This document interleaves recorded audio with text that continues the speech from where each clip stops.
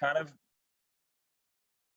narrowed in on 2 products. So we're actually in the process of ordering samples and negotiating with suppliers right now. So we have like 5, actually maybe like 8 samples on the way this week that we're going to be looking at. So that's beautiful. That's awesome. Yeah. Samples are super, super important. Obviously, I think a lot of times, just in my experience, people get caught up in like, oh, I can get I can get this made for like super, super cheap. But like at the end of the day, it's totally worth it to pay a little bit more for better quality. Because yeah, you might like cut some costs on the front end, but you're gonna get, bitten in the A if you don't have a good high quality product, because you're going to get bad reviews, and then bad reviews will lead to no sales.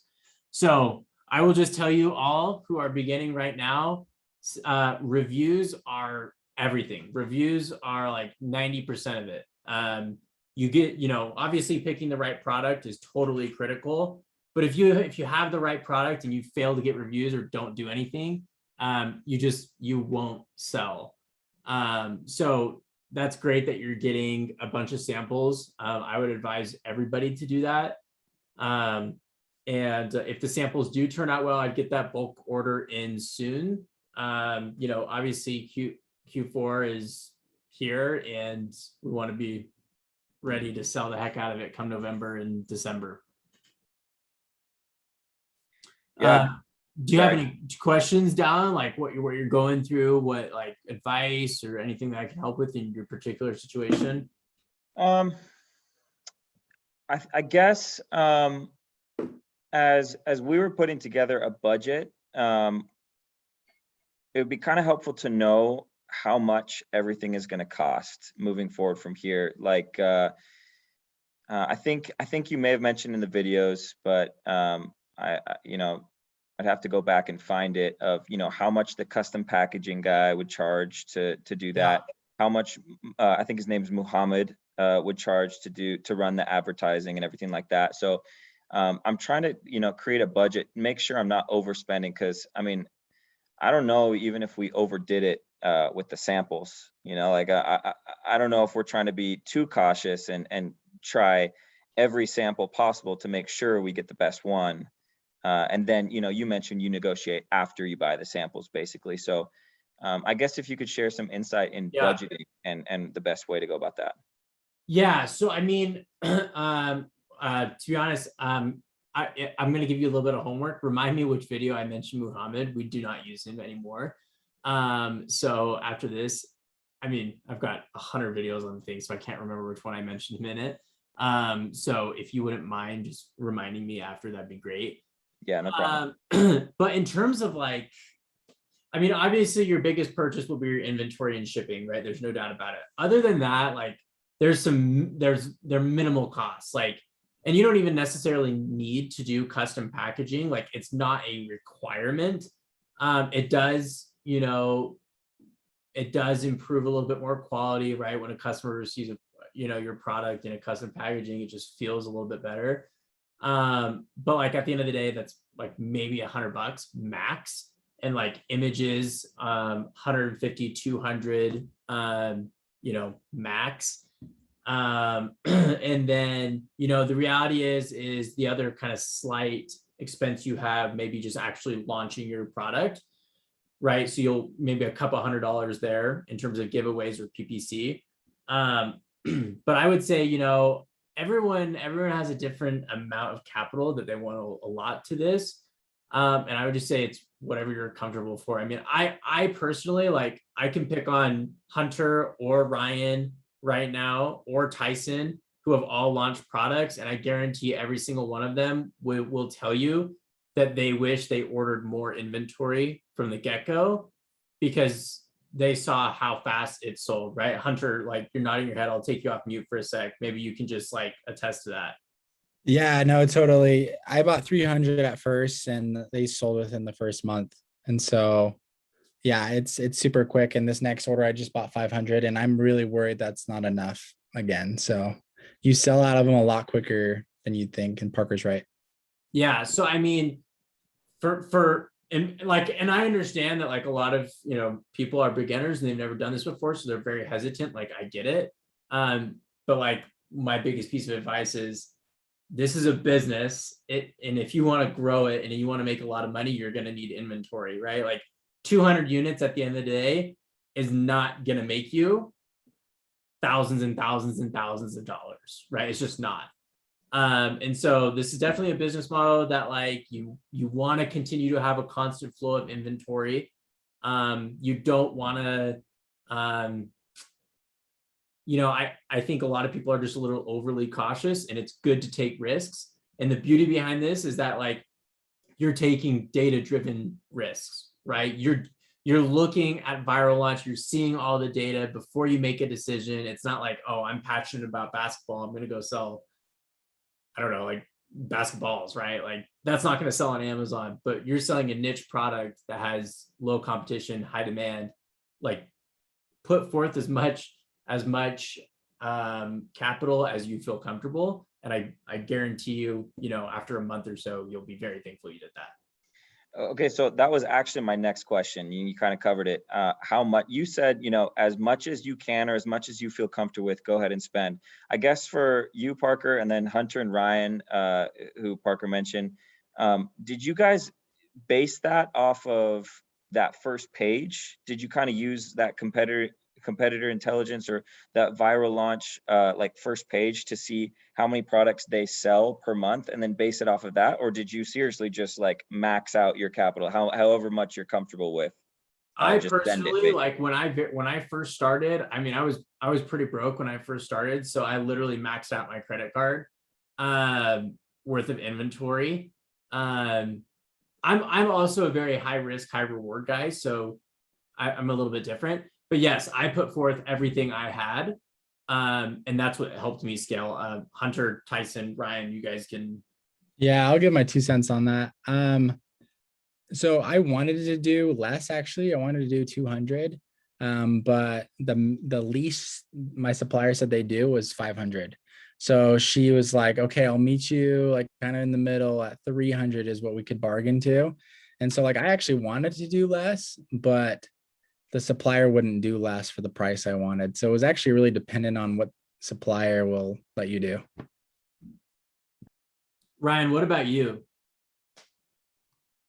Yeah, so speaking on, well, I guess the most recent product, so the sensory swing that I just launched a little over a month ago, I ordered 500 units, and I know that, you know, and I'm almost halfway through that. So, you know, it definitely does go by quick. My biggest mistake and biggest regret when I first started this was just not ordering enough inventory and then kind of putting it off once, you know, I started getting sales. Ultimately, you know, that was just shooting myself in the foot. But, you know, never make the same mistake twice. So, you know, like I said, I ordered 500 units on the most recent product I launched. I'm about halfway through that inventory now. And immediately, as soon as that product first launched, it went live on Amazon. I contacted my supplier and ordered another 500, and then I'll order another 500 or even 1,000 maybe once this next inventory cycle gets there. So, you know, inventory planning is the name of the game. Totally, 100%. And are there fees that Amazon charges you for inventory in their warehouses, and do those kind of show up with, you know, a little amount of inventory as 500? So the inventory charges are based on the length of how long your product is in the warehouses. So if it exceeds, I think I can find out the exact time frame, but I think it's like over 3 months, and they haven't moved, then they'll up the cost of the FBA fee. But it's not like terribly dramatic, but it does get more expensive as it goes. So like, yes, I guess hypothetically, if you were to order 2,000 units, right, and you sent them all in and you only sold like 300 your first couple months, yes, it could get a little expensive. So, I mean, in that scenario, I wouldn't, you know, suggest doing that, but inventory is super, super important. You in this business model, you really start to reap the rewards like 4 or 5 months in, right? Because your first like month or two, it's like, okay, I made all my money back, I broke even, maybe even made a little bit. I'm throwing it all back in to double my order, right? Because now I'm ranked organically, I've got reviews, I know what keywords are converting, everything is nice now, but I'm out of inventory. So that next kind of shipment of inventory is like where everything really starts to click. Makes sense. And then just one more question for you, actually, Ryan. I saw your sensory swing product. I checked it out. And I saw that you have different colors, and our product is one that we can offer in different colors as well. I saw you offer it in 5 different colors. I was just wondering how you chose to kind of divide that. Like, did you do any research on what colors sell more, or did you kind of just divide it up evenly, or how did you do that? Yeah, so that's a great question. I actually looked through all of the competition and I noticed that, pretty much all of them had pretty much the same general generic colors, whether that be like pink, blue, green, purple, whatever. And so, I definitely wanted to go with those. Purple was actually one of the outliers. There was not that many purples. So I thought, purple might be a good experiment. And it's actually one of the best sellers. So I'm really glad about that. However, yeah, I kind of approached it as with a trial and error. These sensory swings, they're double layered. So you could do 2 different colors. So I chose to go with like a neutral gray with it as well. I just felt that kind of like was a little bit better of an aesthetic than what was already out there. But yeah, I didn't have a ton of information. I just kind of went through all of the competitors' listings to, just figure out which colors would probably be good. To add on that, I typed it in the chat, but variations are like 101 to scaling your business. And if you want to start with one color, you can, and then you can add the variations later on. But the beauty behind variations, right, it has to do with like conversions, right? Because let's say somebody clicks on your listing, and then you give them, 4 or 5 other options, right? You target in so well to that individual, and your odds of converting them are just so much higher when you give them more options. So, once you've found like a winning product, if you can create variations to it, 100% do it, because you don't have to go through the ranking process again. You don't have to go through the review process again. Everything is kind of attached to that parent listing. So it's a really solid way. And I think Hunter's actually Hunter, you're doing that too with your table trays. Yeah, doing the same thing. Yeah. So you would recommend then, with the limited capital that, well, I guess, would you recommend with the limited capital that we may have on a first order to diversify right off the bat? Or would you recommend going in strong with, 1 or 2 colors? Yeah, I would do that. And once it's pretty established, then you can diversify to capture more market share, basically. Yeah, 1 or 2 colors. I would do the 1 or 2 colors, and then if it scales well, and it does well, then just keep adding to it if you can. Okay, that makes sense. Cool. Thanks. Awesome. I don't know what you're planning on selling, but just so I could add one more thing. Also, sizes as well. Having different sizes is another great way to add more value to your customer. Yeah, that's great insight as well. It's a home decor product, so. Okay. Yeah, listen, at the end of the day, literally any possible way that you can add value to your customer, just do it, right? Like you'll win in the long run. I mean, I've got one of my students, he sells these blankets, and I mean does 50+K every single month. And it's all because he's got a few colors of it now and just crushes it. He started with 1 and then just added to it, and now it's amazing. So, you don't have to go balls to the wall necessarily from the get-go. But I would say definitely look at variations. They will help a lot in your sales. Thanks. Cool. Josh, how are things going with you, man?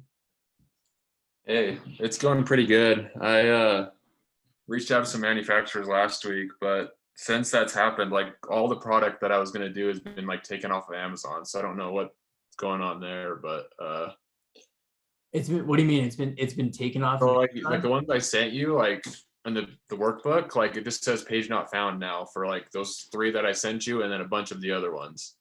So I don't know what's going on, but Huh. kind of spooked. So I don't know if I'm gonna go forward with this one because I kind of had a manufacturer lined up and everything, but I don't want to like put a bunch of money towards it if they're just gonna keep taking it off. Yeah, send me a message after that. Let's after this, let's connect. And we'll discuss what's happening. Okay, sounds good. Cool. And Jennifer, how's everything going with you? I know that you had some products you were looking at contacting some suppliers.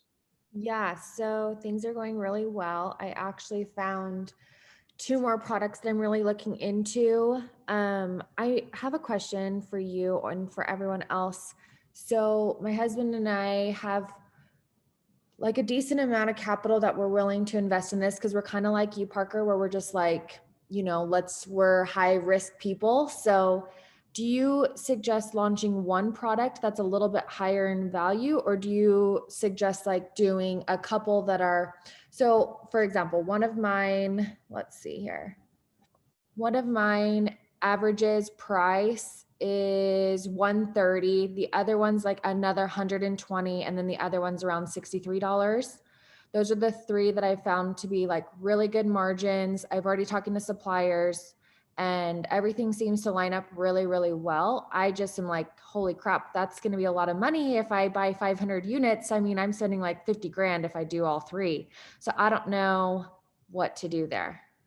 Yeah, I mean, I think as a beginner, I think it's very important to learn the ropes, learn how everything works, see it kind of succeed before you go and drop something like that.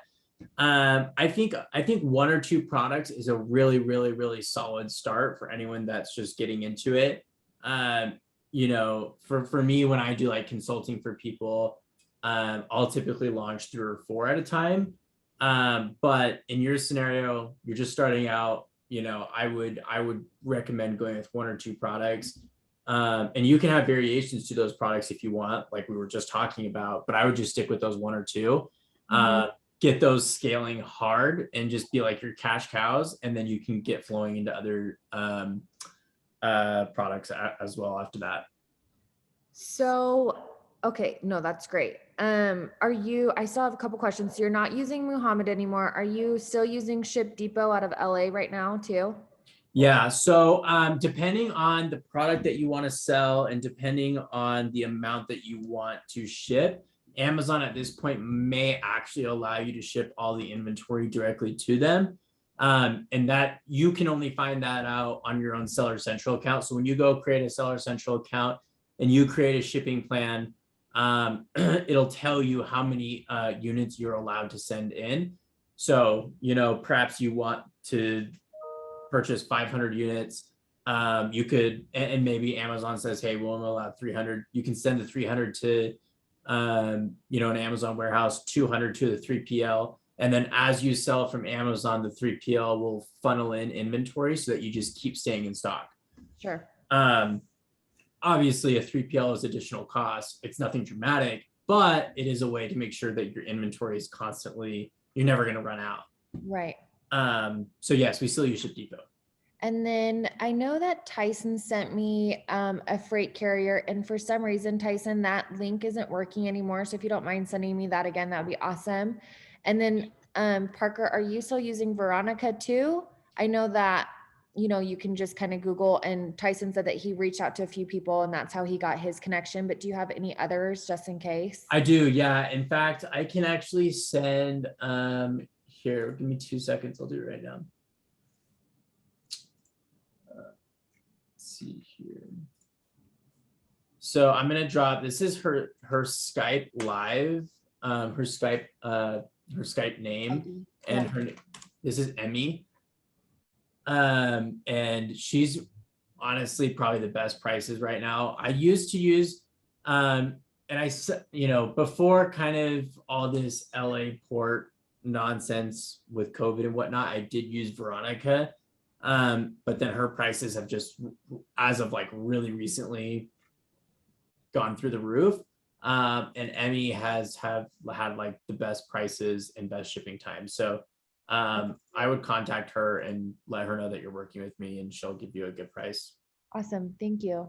Okay. And sorry, I have 2 more questions. That's okay.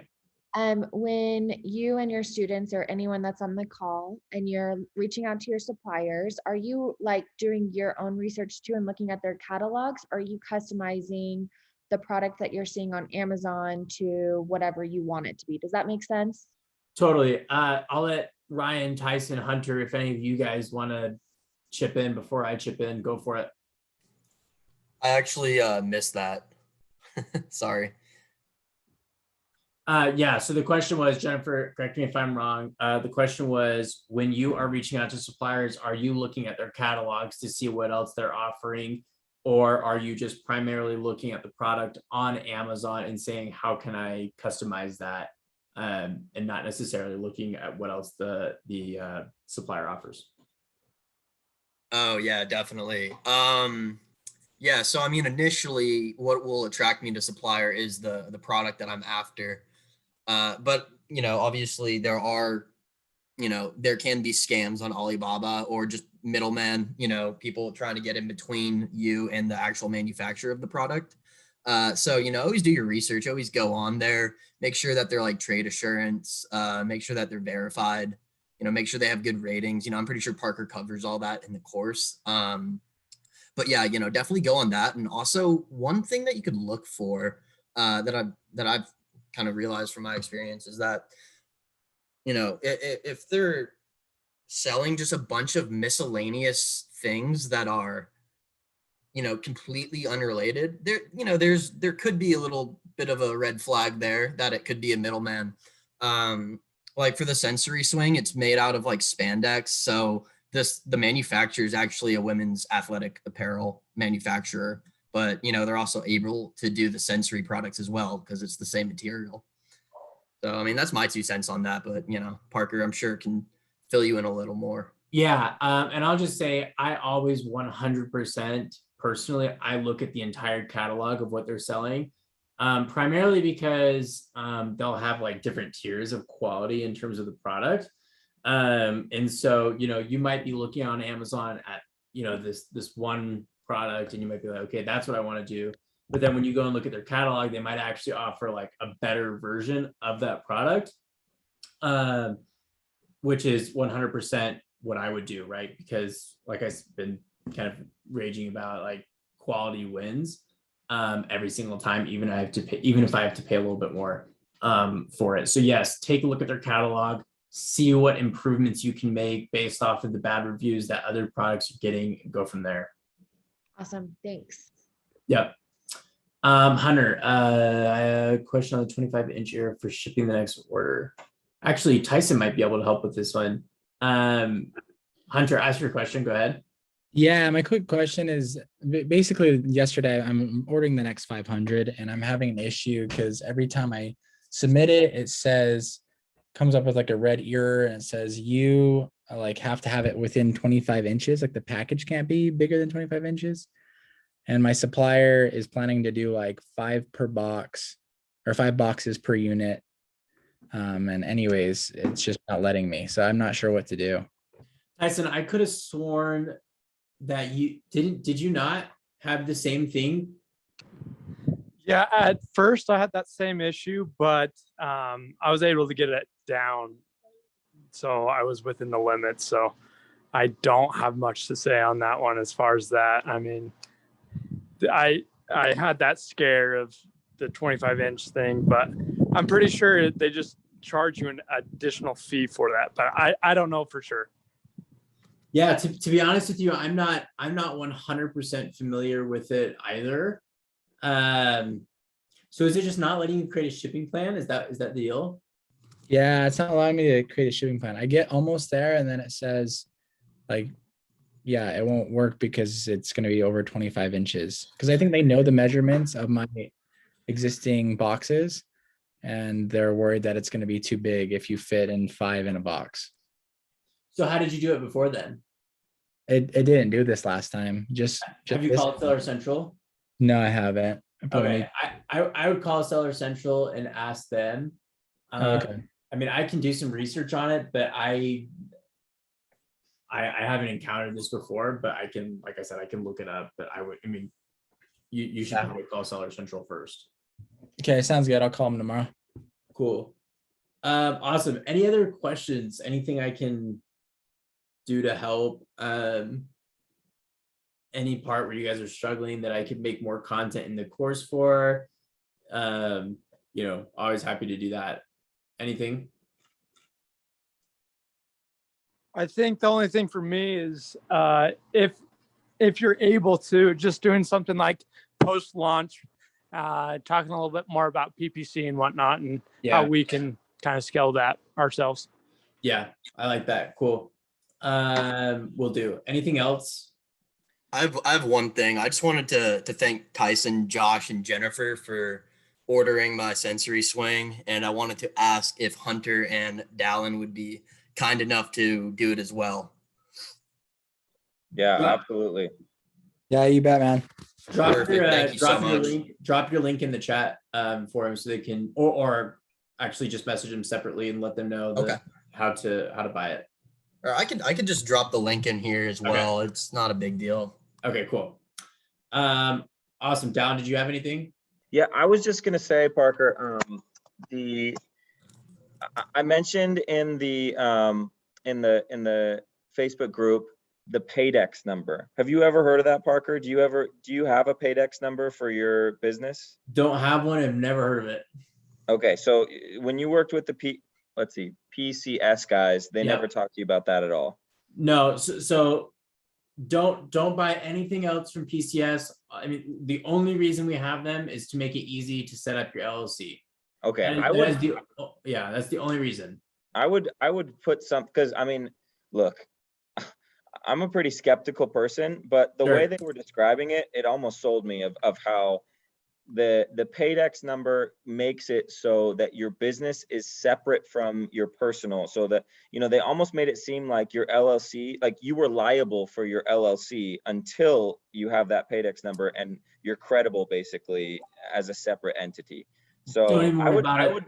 I would mention something like that, maybe, you know, in a comment under the video or something like that when you mention PCS. Yeah. Did anyone else run into that? Like, did they try to sell you on this like $2,000 financial coaches thing? Yeah, they did that for me. I told them maybe later. That's exactly what I told them. Yeah. Yeah, it's kind of a Which- weird situation. I couldn't get them off the phone, but yeah.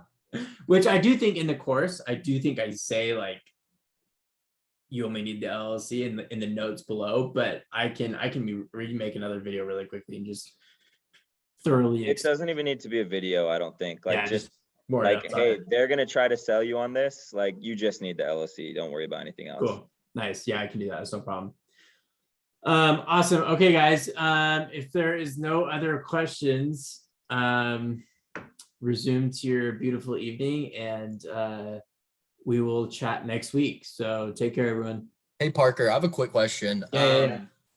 So I haven't really been able to jump on any of these Q&As just because the time just hasn't really worked out because they've been earlier. So I just want to let you know that I like the later ones. Now I don't know how that fits into your schedule, but yeah, no, that's why I did the later one tonight, because I figured we have people all over the states. And so I think 8 o'clock will probably be the best time going forward for everyone. That's kind of when everyone's home, settled down, and able to jump on. definitely. Thanks. Cool.